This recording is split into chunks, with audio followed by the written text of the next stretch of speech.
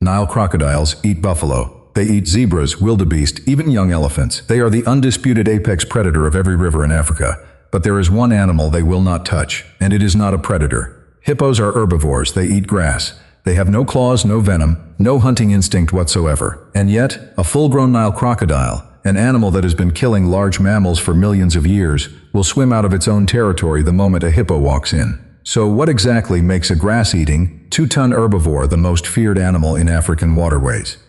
Nobody was paying attention to hippos for most of zoological history. For centuries, European naturalists described them as fat, lazy river cows. They looked harmless. They moved slowly in the water, spent most of the day submerged up to their nostrils, and ate nothing but grass after dark. Early colonial hunters in East Africa considered them nuisance animals, not threats.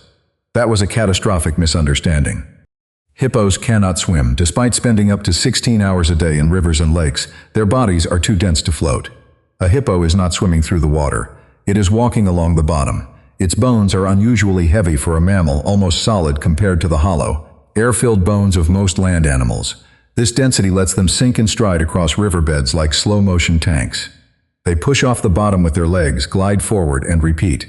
And they can hold their breath for roughly 5 minutes at a time, surfacing just long enough to inhale before sinking back down. That density also means something else. A full-grown male hippo weighs somewhere between 1.5 and 2 tons. Females are slightly smaller, but not by much. That is more than most SUVs. And unlike elephants, which carry their weight on pillar-like legs designed for walking, hippos carry it on short, stocky limbs built for explosive lateral movement.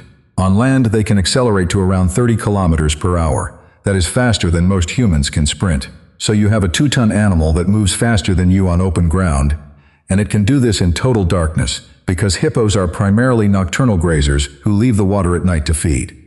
But speed and size alone do not explain why crocodiles flee from them. Elephants are bigger, rhinos are faster in short bursts. The real weapon is the mouth.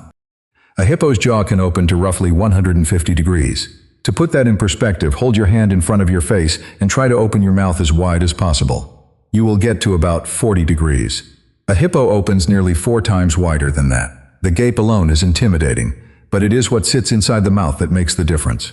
Hippos have a set of lower canine tusks that can grow to over 40 centimeters long. These tusks are made of dense ivory, harder than elephant tusks, and they are self-sharpening.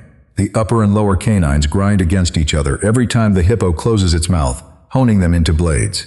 According to the Smithsonian's National Zoo, these tusks are not for eating. Hippos use them exclusively for fighting and defense. The jaw muscles behind those tusks generate one of the strongest bites of any living land mammal. Estimates vary across sources, but the consensus among wildlife biologists is that a hippo's bite can crush bone, puncture the hull of a small aluminum boat, and in documented cases, snap a crocodile nearly in half. There are recorded instances of hippos biting adult Nile crocodiles in two during territorial disputes, and the crocodile, an animal armored in osteoderms and scales, simply could not withstand the pressure. And the warning display alone is enough to send most animals running. When a hippo opens its jaws wide and shows those tusks, it is not yawning. It is a threat display, a signal to anything nearby that if you do not leave, those tusks are coming for you. Bulls do this constantly during confrontations with rival males, with crocodiles, and with boats. Animals that encounter the display for the first time rarely need to see it twice. This is why crocodiles avoid them. It is not about food chain hierarchy. A Nile crocodile is a formidable predator, capable of taking down a full-grown zebra in seconds. But the crocodile's strategy depends on ambush and a single decisive bite. Against a hippo, that strategy fails completely. The hippo is too large to drag underwater, too dense to drown, and too aggressive to intimidate. And if the crocodile gets within range of those jaws, the encounter ends badly for the crocodile. So crocodiles have learned, across millions of years of coexistence, to simply leave when hippos show up. But the aggression is not limited to crocodiles. Hippos are territorial in a way that borders on pathological. A dominant male controls a stretch of river, sometimes several hundred meters long, and he defends it against everything. Other male hippos get the worst of it.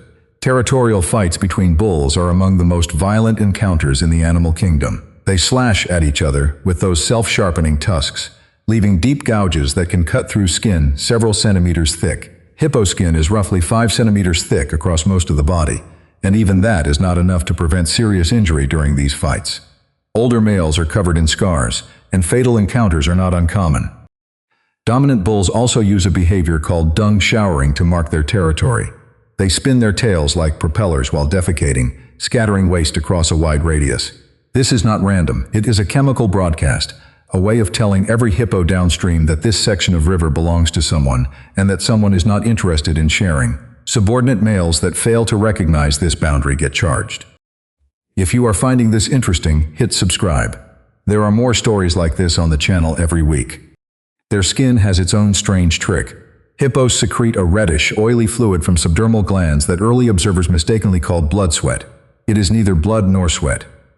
According to a 2004 study published in Nature, this secretion contains two pigments, hipposdoric acid and norhipposdoric acid, that absorb ultraviolet light, repel insects, and inhibit bacterial growth. The hippo has built-in sunscreen that also works as an antibiotic. No other mammal on Earth produces anything like. The territorial aggression extends to anything that enters the hippo's domain. Lions occasionally try to take hippo calves, but adult hippos respond with coordinated group defense, and a pride that misjudges the situation can lose members. Boats that stray too close to pods get charged and sometimes capsized. Fishermen along the Nile, the Zambezi, and Lake Victoria know to give hippo pods a wide berth because the animals interpret any approach as a territorial incursion. According to Africa Check, hippos are estimated to kill around 500 people per year across Africa, though the actual number is difficult to verify because many attacks happen in remote areas with no formal reporting systems. That still places them among the most dangerous large land animals on the continent, alongside elephants. And the danger does not end at the waterline. Hippos leave the river at dusk to graze, sometimes walking several kilometers inland along the same trails every night. These trails become deeply worn grooves in the landscape, and hippos will attack anything that blocks them.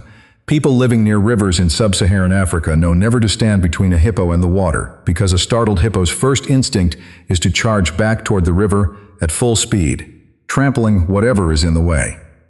Mothers with calves are even more unpredictable. A female hippo guarding a newborn will charge boats, crocodiles, and even bull elephants that wander too close. According to Britannica, hippo calves are born underwater and must swim to the surface for their first breath, meaning the mother is already on high alert from the moment of birth. That protective instinct does not fade for months. The hippo's evolutionary backstory makes all of this even stranger. Hippos are not related to pigs or rhinos as early taxonomists assumed. According to a landmark PNAS study on cetartiodactyl phylogenetics, the hippopotamus's closest living relative is the whale.